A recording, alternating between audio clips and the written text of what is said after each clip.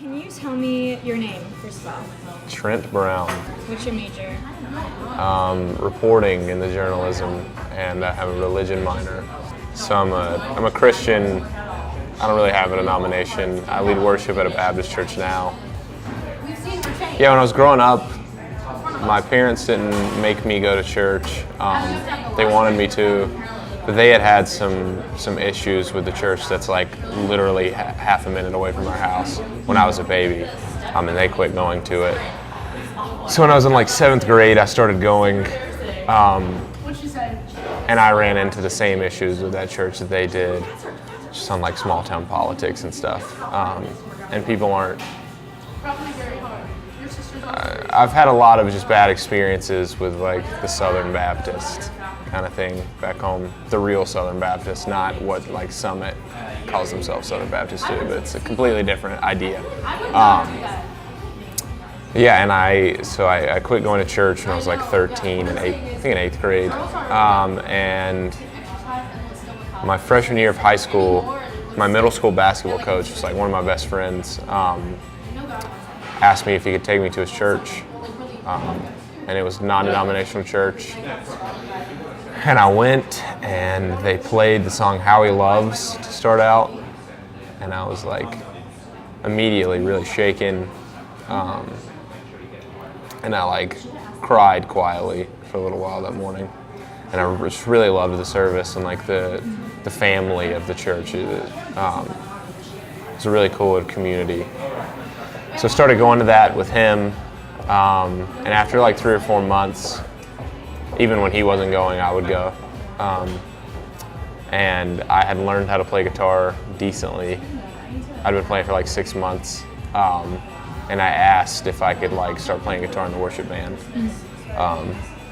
Yeah, so that led to 4 years of playing there. I was kind of like the youth worship leader when I left. Yeah, now I lead on Tuesday nights and Sunday mornings, and it's kind of my thing, I guess.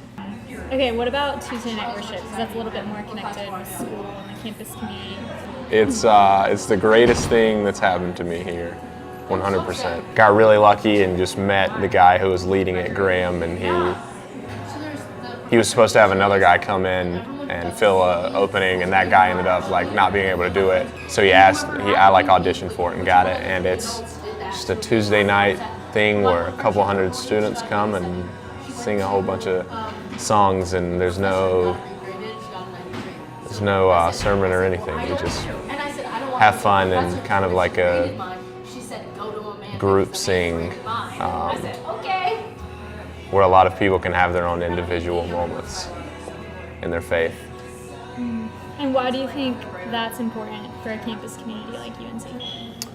Yeah, I mean, I think there's a lot of denominations on this campus, or it's like RUF and Cru, and like the Wesleyan people have their stuff, and you know, there's stuff for Methodists and Baptists and whatever.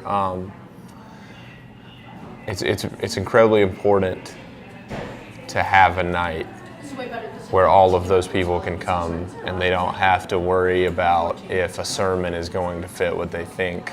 They're just singing a bunch of songs that they all believe the exact same thing, and like the whole point is kind of to give some love back from this incredible love that you've been afforded. That's how it was first described to me. It was like a bunch of ministries get together and sing, and I like wasn't really sure. Yeah. But it's weird. It doesn't. Yeah. It's so. I had never heard of anything like this before, because this doesn't happen outside of like in the real world. It's churches do their own things usually. So it was really odd to me the first time, but a lot of people really enjoy it. Because it's so different. Yeah. So just in terms of like your faith identity like on campus in particular, what has your experience been at UNC? Like, do you feel free to express your faith like on campus, in the classroom? Are there places that you feel like more or less free to express that? Yeah, I mean, I think there's a much broader Christian community on this campus than you think a lot of times. I think every Christian on this campus feels pretty open to talk about it, and I personally have discipled with random people, and I've been discipled to while playing basketball and stuff. I don't think there's necessarily a problem for a lot of Christians with being open. It's a very diverse campus on thoughts though. So sometimes I have no problem with people expressing themselves, but I'll see people who have stickers on their laptop and stuff that's bad things about Christianity and stuff, and it kind of makes me feel like I can't talk about it, but it's their thing, you know. Can you think of an example? There's one of them, it's pretty popular, that makes fun of the fish. With the legs? Yeah. Which, it's cool, whatever. Which I'm glad that our university has that.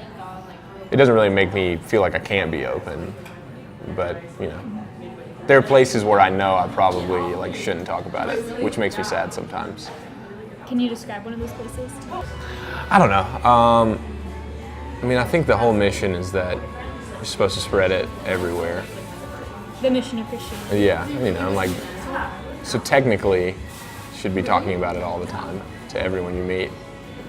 And when you see stuff like that in group projects, it definitely makes you feel in an example, a group project with 4 people. When you see that, it makes you kind of clam up and not want to mention that you do worship and stuff. So a sticker. Yeah, but again, it's not that big of a deal. But it's the mental block there. Yeah, I guess, yeah. So you've been in this class, Freedom of Expression, all semester. Why did you take this course, and did it change your views on expression at all? I really like free speech. That's probably the reason why I took it, I guess. I'm a free speech junkie. Hasn't changed my opinions. If anything, the survey we did just illuminated exactly what I knew was happening. I guess I'd just say I think that we have a very good, the groups on campus, even with any qualms I have for the groups Summit Crew, RUF, all InterVarsity, we have a very good system for freshmen coming in to immediately get immersed in some kind of community. Like the Carolina Way thing? No, I'm saying the groups. As soon as I got on campus, 2 people helped me into my room, and they were from Summit. Yeah. So it was that's pretty awesome, I think. And everything's pretty accessible. If you want to know about Crew, there's a bunch of people who could tell you about Crew that you could get up with really quickly. I just think our groups share themselves very well, which I like a lot. How would it be different if there were absolutely 0 students or no ability for them to express? Chaos. No. That's a good question. That's not. I don't have to use a faith brain. Diversity is a stupid answer to this, but I think that within at least within the Christian faith, there's a lot of opinions on things that range over the whole scale of opinions on politics and everything. And I think for the most part, a loving community is good for a place. And a bunch of loving communities are on the campus. Yeah, I think bring that, I guess. Awesome. Thank you so much. Yeah.